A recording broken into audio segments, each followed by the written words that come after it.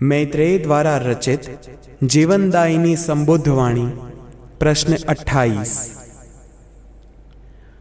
मैत्रेय, हम इस दुविधा में हैं कि अध्यात्म या फिर सामान्य जीवन में सालों से चली आ रही हो ऐसी परंपराएं भी गलत हो सकती है क्या?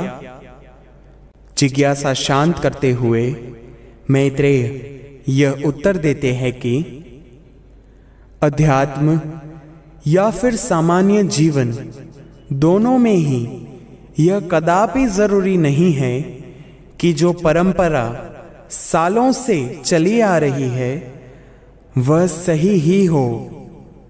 इसलिए किसी भी परंपरा का अनुकरण करते समय बुद्धि में विवेक की ज्योत प्रज्वलित रखना आवश्यक होता है, क्योंकि होता यूं है कि जो भी परंपरा जितनी पुरानी होती जाती है उतना ही उन्हें सही मान लिया जाता है।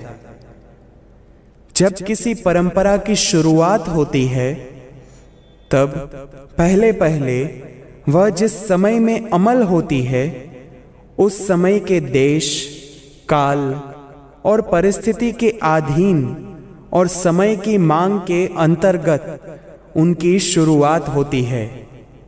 और एक बात यह भी है कि पुरातन समय में जिनका आधिपत्य होता था तब उनके विचारों के आधार पर वह परंपरा अमल में आई हुई होती है।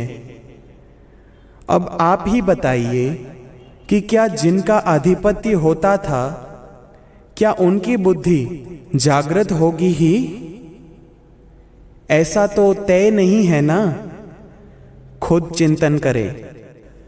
हर एक व्यक्ति की यथार्थ दर्शन वाली दृष्टि होती है क्या?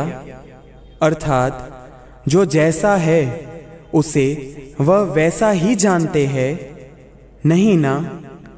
तो फिर खुद की बुद्धि के आधार पर वह परंपरा का निर्माण किया हुआ होता है।